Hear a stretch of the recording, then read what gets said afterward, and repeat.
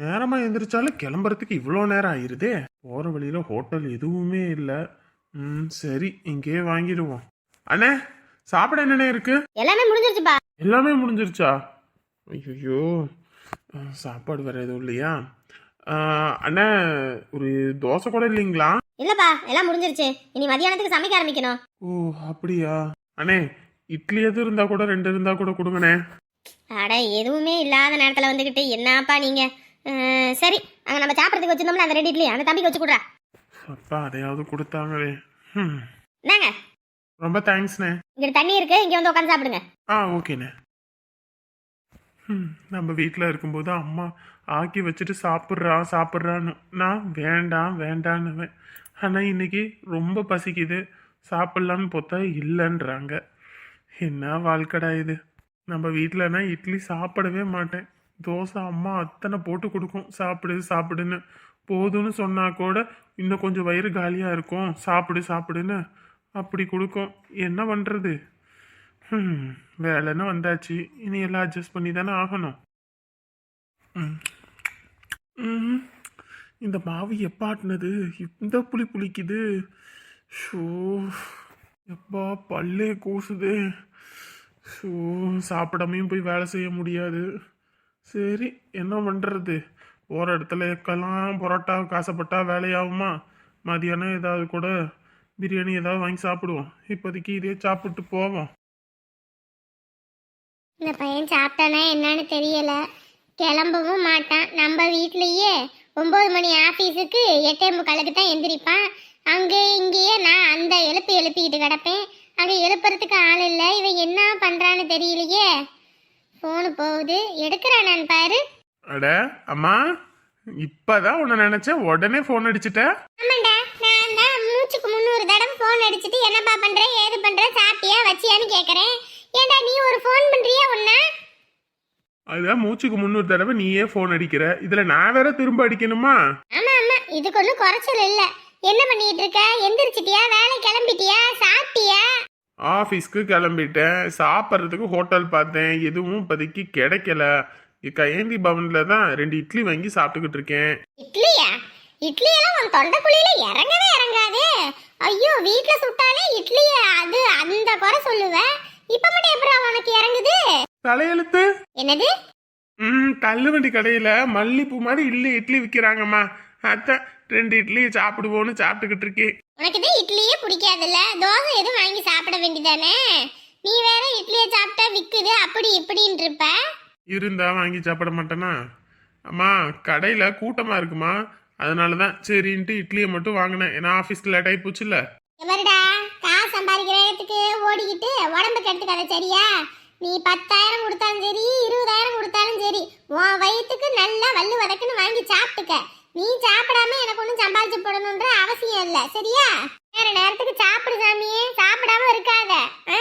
இந்த வெள்ளிக்கிழமை நைட்டு வந்துடும், கிளம்பி ஓடியா சரியா? 2 நாள் வீட்ல இருந்து நல்லா சாப்பிட்டுட்டு போகலாம். சரி சரி வாரேன். அங்க எதுவும் ஜானகி வீட்ல இருந்து யாரும் வந்தாங்களா? எதுவும் கேட்டாங்களா? நான் இங்க இருக்கிறது அவங்களுக்கு தெரியாது. நீ இருக்கிறது அங்க தெரியலாம் வேண்டாம். அப்புறமேட்டுக்கு பொண்ணை பார்க்கறேன் அதை பார்க்கறேன் இதை பார்க்கறேன்னு நம்மள மனசை கஷ்டப்படுத்திக்கிட்டு இருப்பாங்க சரியா? நீ பாட்டுக்கு ஒத்தையில இரு, காசு போனாலும் பரவாயில்ல. கிளம்பி வா வெள்ளிக்கிழமை ராத்திரி. சரிம்மா. சரி எனக்கு டைம் ஆயிடுச்சு, நான் சாப்பிட்டுட்டு கிளம்பணும் சரியா? பாரு. சரிப்பா, நான் அப்புறமேட்டு கூப்பிடுறேன். அப்புறம் கூப்பிடுறேன்னு உடனே கூப்பிடாத சரியா? ஆஃபீஸ்க்கு போய் நான் உட்காந்து வேலையெல்லாம் ஒரு கொஞ்ச நேரம் முடிச்சுக்கிறேன். அதுக்கப்புறம் ஒரு 2 மணி நேரம் கழிச்சு கூப்பிடு. உடனே 5 நிமிஷம் கழிச்சு கூப்பிடுவேன் சரியா? பாரு வைக்கிறேன். 1000 உறவு ஒன்று தேடி வந்து நின்னாலும் தாய் போலே பார்க்க முடியுமா? ஹே பூமாரி இங்க பாரு நம்பாலு. என்ன பாஸ், நாங்க எதுவும் சாப்பிட கேட்டுருவோம்னு சொல்லி அங்கிட்டு திரும்பிட்டு சாப்பிடுறீங்களோ? அட நீங்களா? வாங்க பஸ் சாப்பிடலாம். சாப்பிடுங்க. வீட்ல இருந்து சாப்பிட்டு தான் வந்தோம். என்ன இட்லியா? ஆமாங்க இட்லி தாங்க. இவ்வளோ சலுப்பு? இல்லைங்க இட்லி எனக்கு பிடிக்காது, கடையில இட்லி தான் இருந்துச்சு, அதான் சரி கிடைச்சதை சாப்பிட்டு போவோன்னு தான். இட்லி பிடிக்கலன்னா தோசை வாங்கி சாப்பிட வேண்டியதானே, போட்டு தருவாங்க. பூரி பொங்கல்லாம் இருக்கும்ல. எல்லாமே முடிஞ்சிருச்சுங்க. அப்படியா? சரி. அதுவும் இல்லாம கடை சாப்பாடு சாப்பிட்டு நாக்கே செத்து போச்சுங்க. எப்படா வீட்டுக்கு போவோன்னு இருக்கு. இதுல தக்காளி சாப்பாடு இருக்கு, சாப்பிடுங்க. ஐயோ எனக்கு கொடுத்துட்டா அப்புறம் நீங்க என்ன பண்ணுவீங்க? அதெல்லாம் வேணாம், நான் ஏதாவது பாத்துக்கிறேங்க, நீங்க எடுத்துட்டு போங்க. இல்லைங்க ஒரு நாள் நான் கேன்டீன்ல சாப்பிட்டுக்கிறேன். என்னங்க? ஐயோ வேண்டாங்க. ஹலோ பஸ் வாங்கிக்கோங்க பஸ். ஐயோ என்னங்க நீங்க. இதுல என்னங்க இருக்கு? எங்க ஊருக்கு வந்திருக்கீங்க, நாங்க உங்களை பாத்துக்காம வேற யார் பாத்துப்பா? புடிங்க. ரொம்ப நன்றிங்க. கொஞ்ச நேரத்துல எனக்கு அழுகே வந்துருச்சு. ரொம்ப இட்லி புளிப்பா இருந்துச்சா, எங்க அம்மா ஆக்கி வச்சுட்டு சாப்பிடு சாப்பிடுன்னுவாங்க. அப்பெல்லாம் வேண்டாம் வேண்டான்னு சொல்லுவேன். வேண்டான்னு சொன்னாலும் ஊட்டியாவது விடுவாங்க. இங்க எல்லாமே நம்மளே வேற பண்ணிக்கிறதா இருக்க எல்லாமே. அதான் ஒரு மாதிரி அழுகி. அவ்வளவுதானே பாஸ், இன்னைக்கு கவலையே படாதீங்க. வீட்டு சாப்பாடு தானே வேணும். எங்க அம்மாட்ட சொல்றேன், அதெல்லாம் செஞ்சு கொடுத்துருவாங்க. ஐயோ உங்களுக்கு எதுக்கு சிரமம்? அதெல்லாம் ஒரு சிரமமும் இல்ல. ஜானகி அக்கா எங்களுக்கு எல்லாம் எவ்வளவோ உதவி செஞ்சிருக்காங்க. நான் படிக்கும்போது ஃபீஸ் கட்டுறதுக்கெல்லாம் காசு இல்லைன்னா எங்க அம்மா ஜானகி அக்கா வீட்டுல தான் போய் வாங்கிட்டு வருவாங்க. அவங்களோட சொந்தக்காரங்க நீங்க, உங்களுக்கு சேவை நாங்க என்ன பண்ணுவோம்? அக்கா கிட்ட சொன்னா உங்களை இந்நேரத்துக்கு வீட்டுக்கே கூட்டிட்டு போயிருவாங்க. அவங்க ஊர்ல உள்ளவங்களுக்கே படி இழப்பாங்க. அவங்க சொந்தக்காரங்க வந்துட்டு நீங்க போய் இப்படி இல்லைங்க, அது செட் ஆகாதுன்னு தான். ஆமா ஆமா, அவங்க மாமியார் கொஞ்சம் துடுக்குத்தனமா பேசுவாங்க தான். ஓகேங்க, எனக்கு ஆஃபீஸ்க்கு டைம் ஆயிடுச்சு. சீக்கிரம் சாப்பிட்டுட்டு போறேன். ஓகே ஓகே, சரி பாருங்க, நாங்களும் வரோம். ஏங்க டிஃபன் பாக்ஸ் வச்சிருங்க, நாளைக்கு கோயிலுக்கு போகலாம், அப்பா வாங்கிக்கிறேன். ஓகேங்க.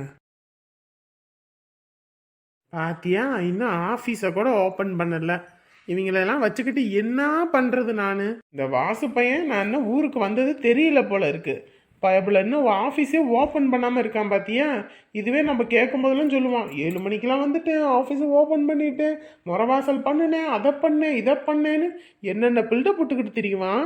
ஒன்றும் நம்ம சொல்லாமல் கொள்ளாமல் வந்தால் தான் இவங்க என்ன வேலை பார்க்குறாங்கன்னே தெரியுது. இல்லைன்னா நமக்கு டிமிக்கி கொடுத்துருவாங்க போல இருக்கு. நானும் ஃபோனு பண்ணிக்கிட்டே இருக்குன்னா எடுப்பனான் இருக்கானே. Not reachable. அவன் தான் அப்படி இருக்கான். சரி மற்றவங்களாவது நேரங்காலமாக வந்திருக்கானான்னு பாரு, அவனுங்களையும் காணாம். ரொம்ப சந்தோஷமா இருக்கு, பெருமையா இருக்கு. இவங்கள மாதிரி ஆளுங்களையெல்லாம் நம்ம வேலைக்கு எடுத்திருக்கோம்னு நினைக்கும் போது. வரட்டும், இன்னைக்கு இருக்குது அவனுக்கு. வாயை திறந்தா வண்டையா பொய் புளி விட்டு திரியிறியா? உன் சீட்டை கிழிச்சு உன் மூஞ்சில தூக்கி வீசுறேன். பணத்தெல்லாம் பத்திரமா வச்சிருக்கானா? லாக்கரில் போட்டு பூட்டி வைக்க சொன்னேன், என்ன பண்ணி வச்சிருக்கான்னு தெரியல. சரி முதல்ல உள்ளே போவோம், மற்றதான் அப்புறம் பார்த்துப்போம். நம்ம வேற இங்கே வந்துட்டோம். மாப்பிள்ளை நம்ம அவள் கூட இருக்கோம்னு நினச்சிக்கிட்டு இருக்காரா என்னன்னு தெரியல. முதல்ல மாப்பிள்ளைக்கு ஒரு ஃபோனை போட்டு நிலவரத்தை சொல்லிடுவோம். விசில் விட்டுருக்க இடத்துல எல்லாம் இந்த கோட்டையத்தை பூசி விட்டுட்டு அடுத்ததை வேலையை பார்க்கணும். நம்ம ஒரு வேலை செய்யும்போது தான் இந்த ஃபோன் வரும், எல்லாம் வரும். மற்ற நேரத்தில் ஒன்றும் வராது. என்ன அத்தை தான் கூப்பிட்றாங்க. ஹலோ அத்தை. தம்பி நல்லா இருக்கீங்களாப்பா? வீட்டில் சுபிக்குட்டி சம்பந்தி எல்லாரும் நல்லா இருக்காங்களா? எல்லாரும் நல்லா இருக்காங்க அத்தை. என்ன பண்ணுறீங்க, சாப்பிட்டீங்களா? இல்லைங்கப்பா, வேலைக்கு வந்துட்டோம் காலையிலே வெள்ளனையே. இனிமே தான் சாப்பிடணும். ஓ சரிங்க அத்தை. சரி வேலைங்களாப்பா? ஆமாங்க அத்தை, காரமடையில் ஒரு வீட்டுக்கு பெயிண்ட் அடிக்கிறதுக்கு வர சொல்லி இருந்தாங்க. அதான் சரி பெயிண்ட் அடிச்சிட்டு இருக்கோம். சொல்லுங்க தம்பி, இப்படி சொல்கிறேன்னு தப்பாக எடுத்துக்காதீங்கப்பா. ஒரு பொண்ணை பெற்றவள நான் இந்த வார்த்தையை சொல்லக்கூடாது தான். ஆனால் மனசு வெறுத்து போச்சுப்பா. நீங்கள் இன்னொரு கல்யாணம் பண்ணிக்கங்கப்பா. அத்தை என்ன ஆச்சு, என்ன பேசிக்கிட்டு இருக்கீங்க நீங்க? ஏப்பா, அவள் முதல்ல இருந்த மல்லிகாவே கிடையாது. அவளுக்கு பணப்பை பிடிச்சி ஆட்டுதியா. அவளையெல்லாம் நினச்சிக்கிட்டு நீங்கள் இருந்தீங்கன்னு வச்சுக்கோங்க, அவ்வளோதான், வாழ்க்கையே போயிடியா. அவள் கூட நீங்கள் வாழ முடியாதுன்னு சொல்லும் போதெல்லாம் எனக்கு புரியல. அவள் கூட இங்கே இருந்த இந்த 20 நாளில் தான் தெரியுது. அவள் முழுசாக பணம்னு பணத்தாசை பிடிச்சி பணப்பையே மாறிட்டாப்பா. இதுக்கப்புறம் அவள் மாதிரி ஒரு ஆள் கூட வாழ்றதுன்றது ரொம்ப கஷ்டம்யா. அதுக்கு தான் சொல்கிறேன், நீங்கள் வேற ஒரு கல்யாணம் பண்ணிக்கங்கப்பா, அதான் உங்களுக்கு நல்லது. நம்ம சுபி குட்டிக்கு நல்லது. முதல்ல என்ன நடந்துச்சு, ஏது நடந்துச்சுன்னு சொல்லுங்க. எதையும் சொல்லாம நீங்க பாட்டுக்கு இப்படி சொன்னா நான் என்னத்த சொல்றது? வீட்டுக்கு வந்து பயலுங்க அந்த பிள்ளைய 30,000 பணம் கொடுத்துருக்காங்க. நாங்கள் இடத்துக்கு இப்போ 10,000 தான் கொடுத்தாங்க, காசு இல்லைன்ட்டாங்க. நானும் சரி போன பதில் விட்டுட்டேன். ராத்திரிக்கு அந்த பணக்கட்டை எண்ணிக்கிட்டு இருந்தா, நான் வீட்டுக்குள்ளே இல்லைன்னு உள்ளே வந்தோன்னே என்னை பார்த்தோன்னே மறைச்சு வச்சுக்கிட்டாயா. நான் என்ன மறைக்கிறேன்னு கேட்டதுக்கு வாயை திறக்கல. எடுத்து பார்த்தோன்னே இது கேட்டோன்னே சொல்கிறேன் இந்த மாதிரின்னு. எனக்கு உயிரே இல்லையா. நான் என்னையா அப்படி பணத்துக்கு ஆசைப்படுற ஆளா சொல்லுங்க பாப்போம். எம்பிட்டு பணம் கொண்டு வந்து நான் கத்தையாக கொடுத்துருப்பேன். எப்படிதான் இவ்வளோ கேவலமாக இருக்கான்னு தெரியல. எனக்கு மனசே வேர்த்து போச்சியா. அவள் கூட என்னாலே மல்லு கட்ட முடியல. நீங்கள் எப்படி மல்லு கட்டுவீங்க? அவளை விட்டு நீங்கள் தனியாக போனது தான் நல்லது. அவள் கூட இருக்க வரைக்கும் நம்ம அருமையே தெரியாது. பணம் அந்த பேப்பர் முன்னாடியே தான் சுற்றுறாளே தவிர மனுஷ மக்களை மதிக்கிறது இல்லை. அதனால் உங்கள் வாழ்க்கையில் வேணாயா. உங்கள் குடும்பத்துக்கு நிம்மதி இல்லை, உங்களுக்கு நிம்மதி இல்லை, அவளால் எனக்கு நிம்மதி இல்லை. நான் முழுசாக சொல்லிட்டு வந்துட்டேன். எனக்கு உனக்கு இனி எந்த ஒட்டும் கிடையாது, உறவும் கிடையாது. இனி நீ உன் குடும்பத்தை பாரு, நான் என் குடும்பத்தை பார்த்துக்கிறேன். நீ செத்தா வந்தா இல்லைன்னு சொல்லிவிட்டு வந்துட்டேன். ஐயோ அத்தை, என்னத்தை இவ்வளோ பெரிய வார்த்தையெல்லாம் பேசிட்டு இருக்கீங்க? அப்படிலாம் சொல்லாதீங்க அத்தை, மனசுக்கு சங்கட்டமா இருக்கு. இல்லைங்க மாப்பிள்ள, அவன் நடந்துக்கிற நடவடிக்கை எதுவுமே சரியில்லை மாப்பிள்ள. இது எங்கிட்ட போய் முடிய போகுதுன்னு தெரியல. அவளுக்கு துணையாக தான் நான் போய் இருந்தேன். ஆனால் என்னையே உபத்திரமா நினச்சிட்டாலும் போது அவளை நான் என்னத்தன்னு சொல்கிறது? உங்கள் வாழ்க்கைக்கு செட் ஆக மாட்டா, உங்கள் குடும்பத்துக்கு செட் ஆக மாட்டா மாப்பிள்ள. நீங்கள் இன்னொரு கல்யாணம் பண்ணிக்கோங்க. சும்மி குட்டியை கூட என்கிட்ட கூட்டிகிட்டு வந்து விட்டுருங்க. நான் வளர்த்து அந்த பிள்ளைய ஆளாக்கி கரை சேர்த்துறேன். என்னத்தை இப்படி பேசுறீங்க? நான் என் பிள்ளைக்காக தான் உயிர் வாழ்றது. இன்னொரு கல்யாணம் என்ன 1000 கல்யாணம் கூட பண்ணலாம். ஆனால் அவள் என்னைக்காவது ஒரு நாள் திருந்தி வருவா. அது வரைக்கும் நான் காத்திருப்பேன். ஏதோ கோவத்தில் 3-4 வார்த்தை பேசுறது தான், அதுக்குன்னு இன்னொரு கல்யாணத்தை பண்ணிட்டு போவாங்களா? ஆனால் அவள் ஒரு நாளில் ஒரு நாள் செஞ்ச தப்பெல்லாம் அனுபவிப்பா. கர்மான்னு ஒன்று இருக்குல்ல, எத்தனை வருஷம் ஆனாலும் நம்ம பண்ணினது திருப்பி கொடுக்க முடியல. அப்போ அனுபவிப்பா, விடுங்க. இல்லைங்க மாப்பிள்ள, அவளை திருந்தி வர வாய்ப்பில்லை மாப்பிள்ள. அவன் அந்த பணத்தாசை கடலில் முழுகிட்டா. இனி அதில் தத்தளிச்சு வரதெல்லாம் முடியாது. எனக்கு ஒரே ஒரு உதவி தான் மாப்பிள்ள. நான் செத்தா எனக்கு இன்னொரு மகனாக இருந்து நீங்கள் தான் எனக்கு கொல்லி வைக்கணும். அதை மட்டும் செஞ்சிருங்க மாப்பிள்ள. ஆனால் அதை படமா வைக்கிறாதீங்க மாப்பிள்ள. என்ன வார்த்தை பேசிட்டு இருக்கீங்க? நீங்க எனக்கு இன்னொரு அம்மா தான். உங்களுக்கு நான் செய்வ வேற யார் செய்வா? அதுக்குன்னு இந்த வார்த்தையெல்லாம் பேசாதீங்க அத்தை. மனசுக்கு சங்கட்டமா இருக்கு. இல்லைங்க மாப்பிள்ள, எனக்கு மனசே வெறுத்து போச்சு மாப்பிள்ள. இனிமே எதுக்கு உயிரோட வாழணும்? செத்து போயிடலாம் போல இருக்குது. இவன் நேற்று பண்ணினது. அத்தை விடுங்க அத்தை. இம்புட்டு தூரம் பண்ணினதுக்கு அப்புறமும் அவளுக்கு ஒரு பாடத்தை புகட்டலைன்னா அது பெரும் தப்பா போயிடும். விடுங்க, அதுக்கேத்தாப்புல நான் பண்ணிக்கிறேன். இன்னைக்கு திருந்திடுவா, நாளைக்கு திருந்திடுவா, இன்னைக்கு திருந்திடுவா, நாளைக்கு திருந்திடுவான்னு பார்த்தா இவ காலத்துக்கு திருந்த மாட்டா போல இருக்கு. அதனால இவளுக்கு எப்படி கூலி கொடுக்கணுமோ அப்படி நான் கொடுத்துக்கிறேன். எப்ப எத்தனை பஸ் போகுது, எத்தனை வண்டி போகுது, ஒருத்தன் கூட வரமாட்டேங்கிறானுங்களே. ஐயோ, இப்படி வந்து கால் கடுக்க காத்திருக்கணும் போல இருக்கே. மழைக்கு இந்த பனிக்கு அதுக்கும் சளி வேற பிடிச்சிக்கிச்சு. இப்படி வந்து உக்காந்துருக்கிறது. ஐயோ ஆண்டவனே, யாராவது வரணும்ப்பா, நீ தான் அருள் புரியணும். இங்க ஒரு பையன் வரான், இவங்கிட்ட போய் கேட்பான். தம்பி தம்பி, home stay home stay home stay. ஏதோ வியாபாரம் பண்றாங்களா? ஒண்ணுக்கு ஞானமே பழங்கலாம். என்னங்கக்கா? தம்பி, நீங்க பிளைன்ஸ்ல இருந்து வரீங்க? ஆமாங்கக்கா. எங்க வீடு இருக்குப்பா, அங்க வந்து ரூம் வாடகைக்கு வருவோம். உங்களுக்கு வேணும்னா நீங்க எங்க வீட்ல இருந்து தங்கி நீங்க ஊரெல்லாம் சுத்தி பார்க்கலாம். சாப்பாடு எல்லாமே நாங்களே தருவோம். வீட்டு சாப்பாடு முறையில இருக்கும். ஓஹோ, அப்படியா? தம்பி, வெளி இடத்துல எல்லாம் ரேட் அதிகம்பா. நம்ம வீட்டில் வந்து ரொம்ப கம்மி தான். உங்களுக்கு தங்க வைக்க சுடுதண்ணி எல்லாமே நாங்கள் தருவோயா.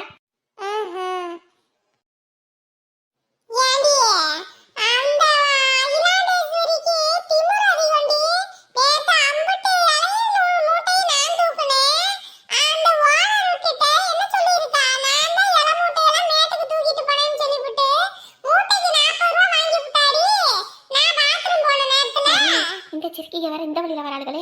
இவளுக்கு போறதுக்கு வழியே இல்லையா? இங்கதான் ஏறிக்கிட்டு போகணுமா? ஐயோ ஐயோ ஐயோ. அக்கா, எவ்வளவு கரெக்ட்? அதெல்லாம் இல்லப்பா, போப்பா போப்பா போப்பா. நீங்க தானே சொன்னீங்க. கிளம்பியா, கிளம்பு கிளம்பு கிளம்பு. இவன் நேத்து இங்க உட்கார்ந்திருந்தா, இப்ப இங்க உட்கார்ந்திருக்கா. ஏன் ஒரு பையன்கிட்ட பேசுறா? என்னன்னு தெரியலையே. நாடி மல்லிகா, என்ன? அங்க மேல போறதுக்கு வழி என்னன்னு கேட்டுச்சு தம்பி, அதான் சொல்லிக்கிட்டு இருந்தேன். லூசா, இப்ப எப்படி பேசுது?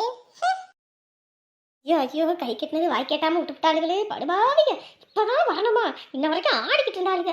2 நிமிஷம் தாமதமா வந்திருந்தாலுங்க கூட அந்த பையனை அங்கே கூட்டிட்டு போயிருப்பேனே. நீங்க வரும் வரை காத்திருக்கமாம் கொக்குன்ற கதையா வந்த மீனையும் தவற விட்டுட்டேனே இந்த படுபாவிகளால. அதுவா, சும்மாதான்.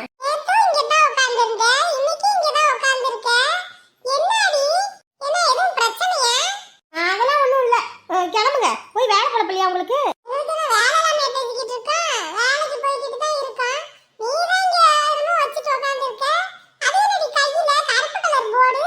ஆயிரம் நொனாட்டியம் பேசுவாளுங்க அவளுக்கு. அது ஒண்ணும் இல்ல, கிளம்புங்க, போய் போய் பொழப்ப பாருங்க.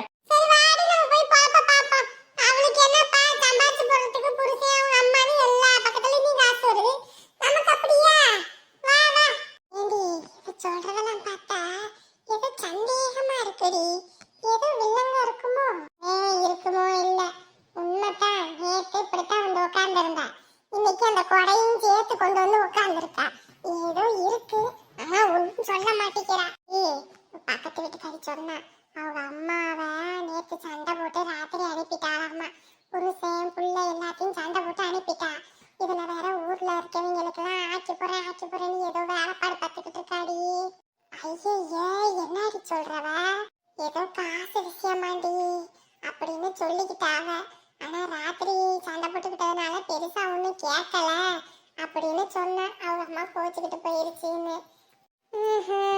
சரி சரி, எல்லாத்தையும் தொட்டிப்பட்டு என்னடி பண்றா வீட்டுல? ஏண்டி என்னைக்கா இருந்தாலும் குட்டு வெளிப்பட்டு தானே ஆகணும். ஏதோ தப்பு பண்ணுவாளா என்னவோ. இருக்கும் ஊருப்பட்ட பணம் வருதில்ல, அம்புட்டு பெரிய வீடு கட்டி இருக்கானா, எதுவும் இல்லாமையா இருக்கும்? நம்மலாம் கஷ்டப்பட்டு கட்டினாலும் அவ்வளவு பெரிய வீடு கட்ட முடியுமா? லோனெல்லாம் கூட இவ தான் கட்டுறாளாம்மா.